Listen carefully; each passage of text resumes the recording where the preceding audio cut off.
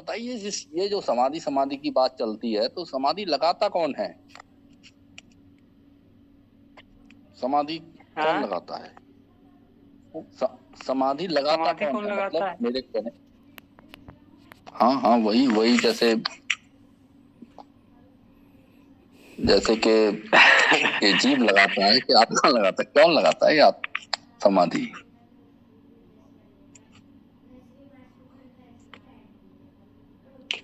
सारी क्रिया मन की है, ठीक। चाहे आप भक्ति कीजिए भगवान की, तो उसमें मन सहायक है। ज्ञान प्राप्त करेंगे, उसमें मन सहायक है। कर्म करेंगे, उसमें मन सहायक है। और आप कहीं पे ध्यान लगाएंगे, वहां भी मन ही सहायक है। और समाधि की शुरुआत मन ही करेगा, लेकिन फिर वो आप पकड़ लेगा जैसे ही, तो फिर मन वहां से हट जाएगा। इसी समाधि लगाते हैं कि फिर अब वहां पे मन का काम नहीं रहेगा। अगर जिसको वो अगर पॉइंट पकड़ में आ गया, तो फिर वो ऑटोमेटिक वो मन साइड हो जाएगा। इसीलिए उसको कहा जाता है सतगुण रजगुण तीनों गुणों से पार की अवस्था, वो समाधि बनती है। अब लेकिन अब जो उसमें रम रहा है वही अनुभव कर सकता है कि मन की क्रिया है कि अमन की क्रिया है। बाकी शब्दों में तो ये अमन की क्रिया है, अमन की क्रिया है जी।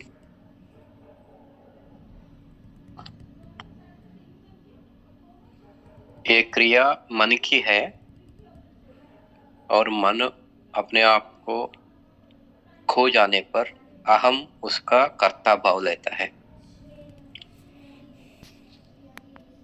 मतलब समाधि को कौन लगाता है श्री तुम भाई? जैसे समाधि को जो लगा रहा है, लगाने वाला कौन है? वो वहां पे ऐसा होता है कि जैसे आप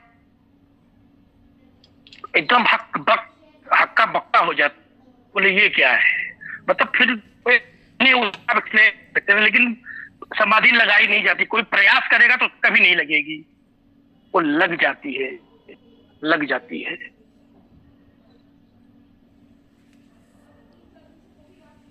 ध्यान मन करेगा। आप जैसे आप मन से आप ज्योति को देख सकते हैं, मन से आप नाद को सुन सकते हैं, मन से आप किसी देवी देवता का ध्यान कर सकते हैं, सांसों को देख सकते हैं। जो ध्यान की प्रक्रिया है वो मन की है, समाधि मन की प्रक्रिया नहीं है। हाँ, सहायक है।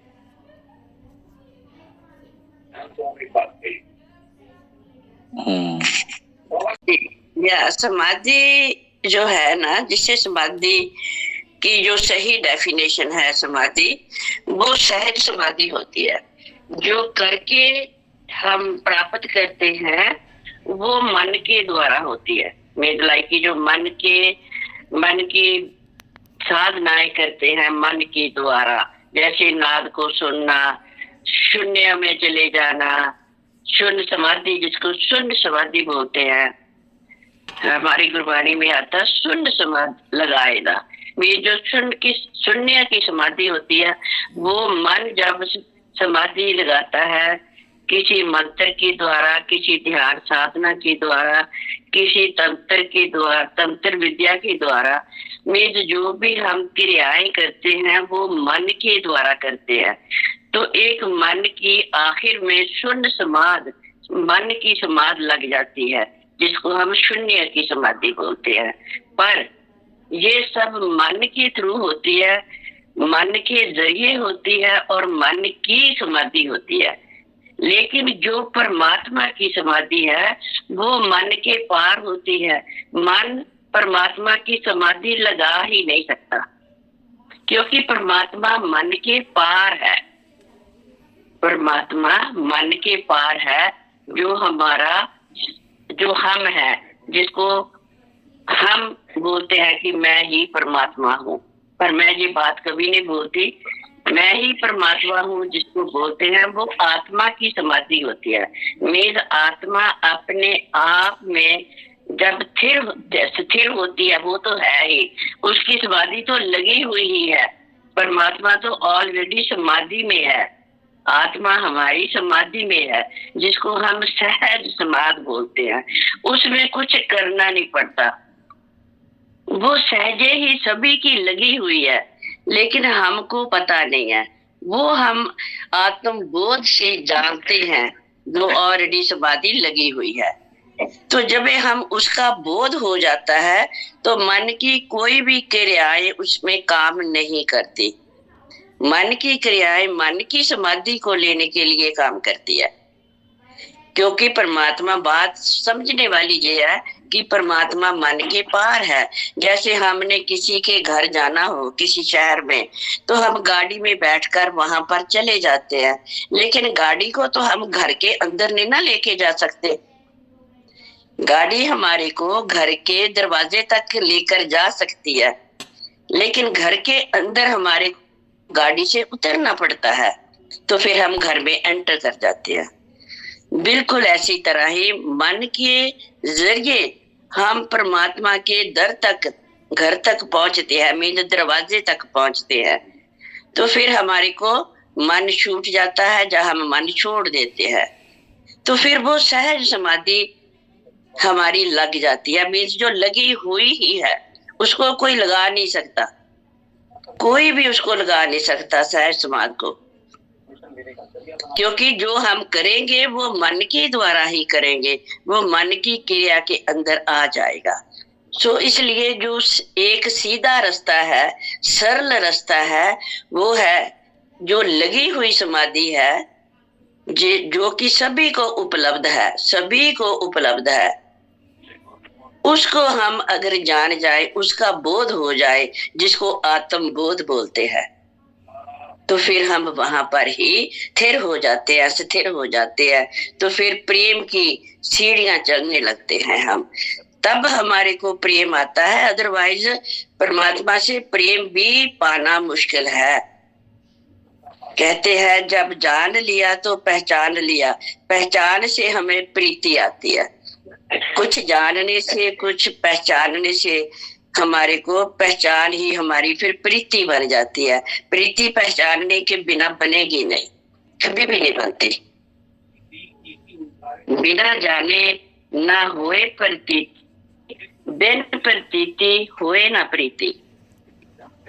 बिन जाने होए ना प्रतीति, बिन प्रतीति होए ना प्रीति। तो जानने के बाद ही हमारी प्रीत होती है, प्रेम होता है।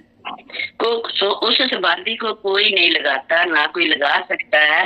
वो सहज समाधि अपने आप घटी हुई है, उपलब्ध है, हमें सभी को उपलब्ध है, सभी को। धन्यवाद, धन्यवाद। हरिओम। लीलावती म्यूट कर लिया ना। मैं कुछ कह रही थी कि मन से जो भी हम क्रिया करते हैं उसको एकाग्रता बोलते हैं। किसी भी चीज पे एकाग्र होना। कोई मन तो आप बोला करें, जैसे कोई बोल रहा है तो म्यूट किया करके रखे ना, जब बोलना हो तो आप अनम्यूट कर लिया करें। पहले ना खोले ना, यहाँ पे डिस्टर्ब हो जाते हैं लोग ना, आपकी आवाज आती है इधर। आज बोलिए आप, जैसे बोलना होता है तो आप अनम्यूट कर लिया करें, बाकी समय म्यूट रखें। बोलिए। हाँ, मन से जो भी क्रिया करते हैं हम उसको एकाग्रता बोलते हैं। जैसे किसी मंत्र के ऊपर है या भगवान की मूर्ति पे है, किसी भी चीज पे, तो उसको एकाग्रता बोलते हैं, बोलेंगे हम। समाधि नहीं बोल सकते। आचार्य जी। जी हरिओम जी। हो गए आप फ्री हो गए, आप पूछ सकते हैं। जी जी आचार्य जी, लगा ये सवाल था कि ये समाधि कौन लगाता है? बहुत अच्छा प्रश्न है। वैसे तो इससे पहले मैं थोड़ा सा प्रश्न कर लूं सभी भाई बहनों से। बिल्कुल बिल्कुल। मेरा ये प्रश्न है, समाधि तो बात की बात है, आप लोग हैं कौन? क्या हैं? कहाँ हैं? चेतन है या जड़ हैं? कौन हो और कहाँ भाग रहे हो? किससे व्यवहार कर रहे हो? इस संसार में ही रमण कर रहे हैं ना सब। तो समाधि से पहले जिसके लिए समाधि लगाना है, पहले वो तो जानना जरूरी है ना, आत्मा कौन है। आत्मा सभी है ना।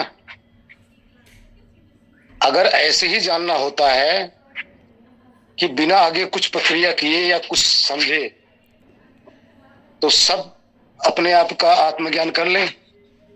उसके लिए कुछ करने की क्या जरूरत है? कुछ करना पड़ता है ना। तो विचार करो, आप हैं क्या, हम सब हैं क्या, कुछ तो हैं। उसी के समझने के लिए तो हमें कुछ करना है। जिस देह में हम सारे बैठे हुए हैं, पस का, मवाज का, खून का, हाड़ मांस का, गंदगी का एक ढेर है कि नहीं है? इस ढेर में बैठे हैं कि नहीं बैठे हैं? इसी दलदल के अंदर हम सारी उम्र बैठे रहे हैं और आज तक अपना पता नहीं कि हम हैं क्या। इस दलदल से निकलने के लिए जो एकाग्रता चाहिए, उसी का नाम समाधि है। और कुछ नहीं है भाई, समाधि कोई विशेष चीज नहीं है। इस दलदल से अपने आप को अलग करने के लिए जो प्रक्रिया की जाती है, उसका नाम ध्यान है। अब पहले विचार करो, आत्मा है क्या? आत्मा तो है कुछ चीज। आत्मा ना हो तो समाधि कौन लगाए, या इसकी आवश्यकता क्यों पड़े, या ज्ञान की आवश्यकता क्यों पड़े? ज्ञान की भी तो आवश्यकता है ना। बिना कोई समझे तो समाधि के लिए चला नहीं जाएगा। भाई जिसको कुछ समझ में आएगी तभी तो आगे समाधि क्या है समझेगा आगे। जिसको समझ नहीं आया समाधि क्या लगाएगा? कितने तो कह लेते भी अपने आप को बस मान लो कि मैं आत्मा हूं, हो गया कल्याण। इसी बीच में प्रश्न करते रहोगे तभी बात तो हमारी आगे चल पाएगी, नहीं तो मैं रुक जाता हूं। मैं नहीं, सही कह रहे हो आप, सही कह रहे हो आप, बोलिए, बढ़िया है, आप बोलिए। अच्छा, तो कहने का मतलब ये है कि पहले हम हैं क्या। जी आप बोलिए। हाँ, इसमें थोड़ा सा प्रश्न उत्तर होता रहे, प्रश्न होता रहेगा तभी बात बनती है। पहले तो आप आत्मा को समझ लो। अध्यात्म में जाने से पहले जिसके लिए हम सब चल रहे हैं उसको बिना समझे अंधे होके नहीं चलना चाहिए। जो अंधा होके चल दिया उसको कुछ नहीं मिलना है जी। ज्ञान जरूरी है पहले। हाँ, पहले उसके विषय में समझो, शाब्दिक रूप से समझो, किसी से सुनो, सत्संग में। भाई साधारण इंसान, हर आदमी अज्ञानी होता है, उसको कुछ पता नहीं होता, क्योंकि विषय विकारों में लिपटा रहता है। जब किसी सत्संग में जाता है, किसी आप जैसे संत महात्माओं के नजदीक जब कोई बैठता है, तभी तो उसको पता चलता है कि आत्मा भी कुछ होती है। नहीं, उसको क्या पता। साधारण आदमी को तो एक ही बात है, भाई कमाओ, खाओ, शरीर का पालन करो, बच्चा पैदा करो, वो उनको लायक बना दो, एक दिन मर के चले जाओ। बस साधारण आदमी को यही ज्ञान है, इससे आगे तो उनको कुछ पता नहीं। भाई जब तक आप लोगों के सामने में कोई नहीं आएगा, आगे कुछ पता नहीं चलेगा उसको। तो आप ही लोग तो बताएंगे कि बताते हैं कि आप आत्मा हैं। आप ही लोग बताते हैं कि इस आत्मा को साक्षात्कार करो। आप ही लोग बताएंगे इस आत्मा को जानो। आप आत्मा हो, आप शरीर नहीं हो। लेकिन आत्मा कैसे है, ये भी तो ज्ञान होना चाहिए ना। देखिए, आत्मा एक तत्व है, ध्यान रखना। हम कल्पनाओं पे नहीं जाते, हमें प्रमाण चाहिए। बिना प्रमाण को हम बोलते नहीं, और प्रमाण से ही हम बोलते हैं। प्रमाण आपके सामने रखेंगे।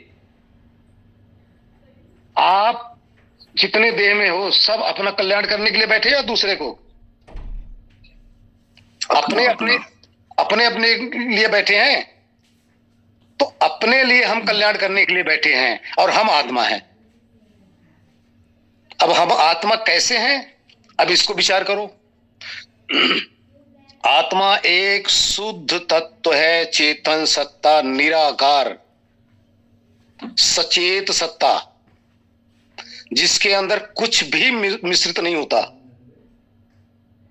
जिसके अंदर किसी भी प्रकार का कोई भी कुछ भी द्वैत है ही नहीं। उस द्वैत सत्ता सब आप, अद्वैत सत्ता आप सब हैं।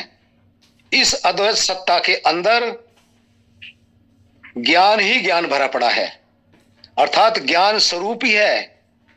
ये होश रूपी सत्ता है, हम सब की बात कर रहे हैं। होश रूपी सत्ता है।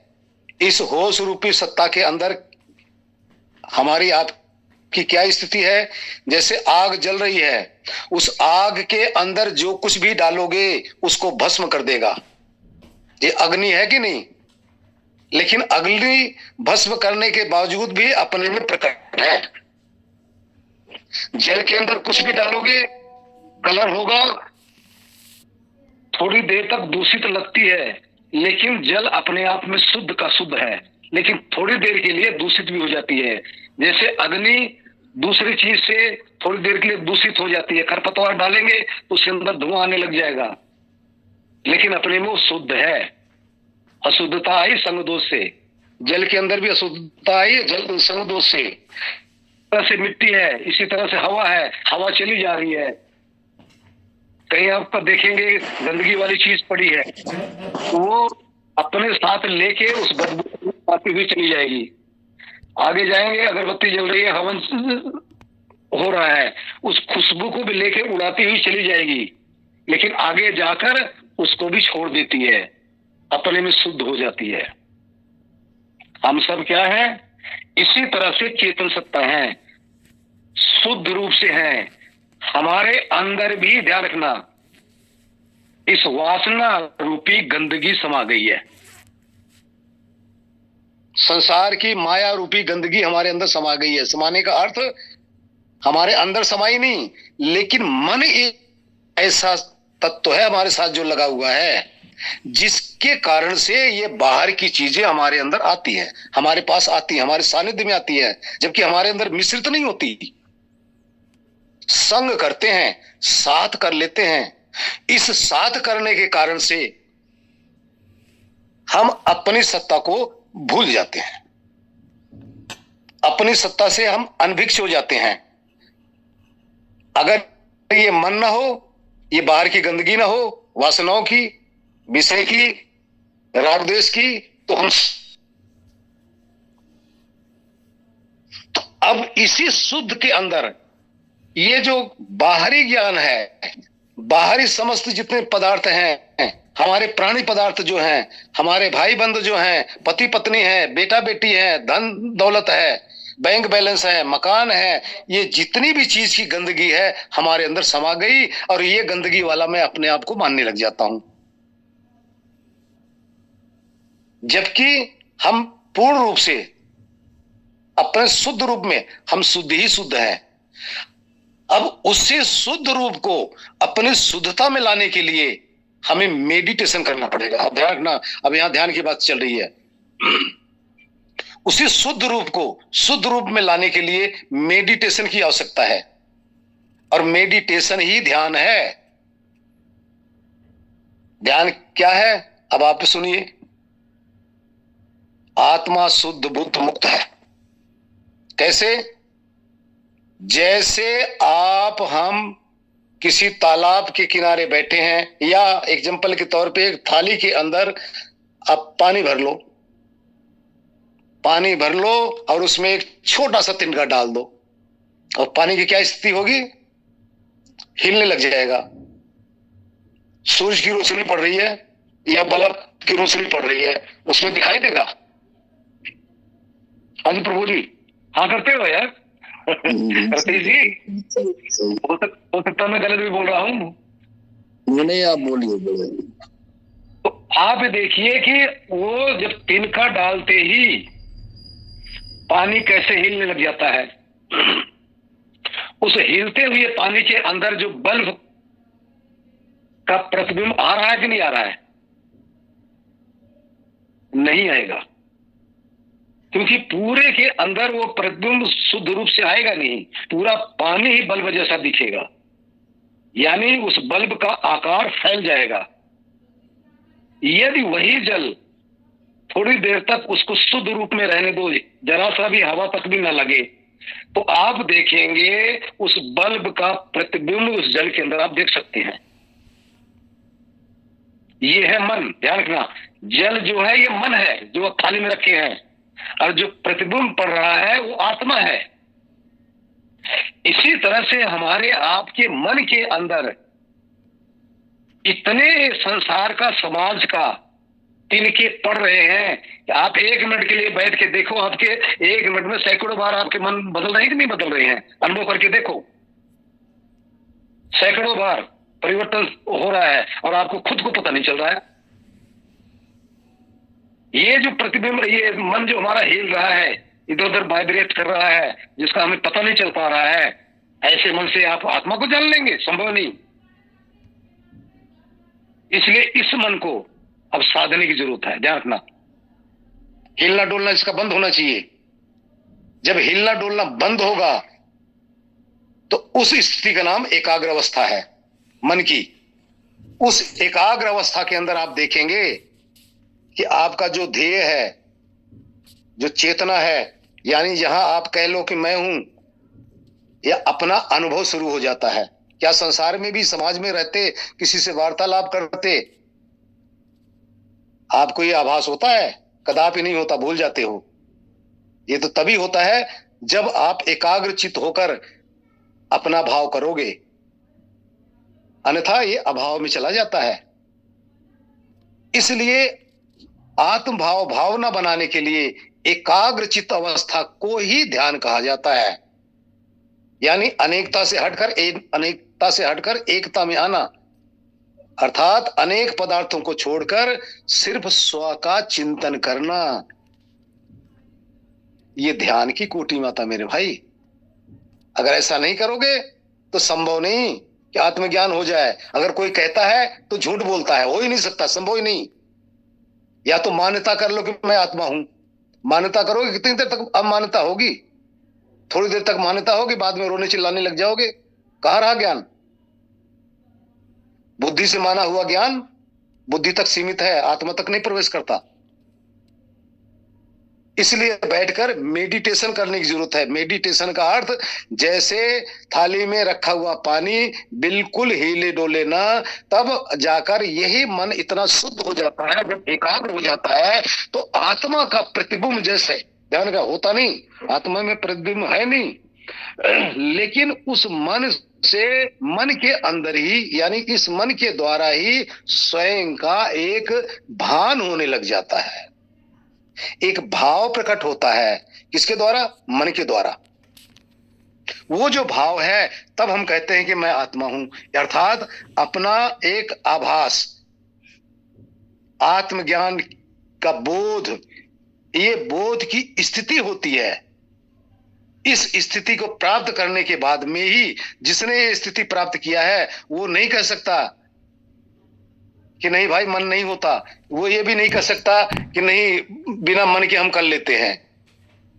इससे आगे और भी स्थिति बनती है। आगे ना जाके मैं यहीं विराम देना चाह रहा हूं। यदि किसी भाई बहन का कोई प्रश्न होगा तो उस पर वार्तालाप होगी। हरिओम। भाई जी सबको प्रणाम। सबको प्रणाम। हाँ जी, प्रणाम। हाँ जी, रितेश भाई जी ने शुरू में ही एक प्रश्न ये पूछना चाहा था कि समाधि क्या है, और उनका जो मूल प्रश्न था वो ये था कि जो लोग भक्ति मार्ग के द्वारा आगे चलते हैं तो वो कैसे ध्यान करते हैं।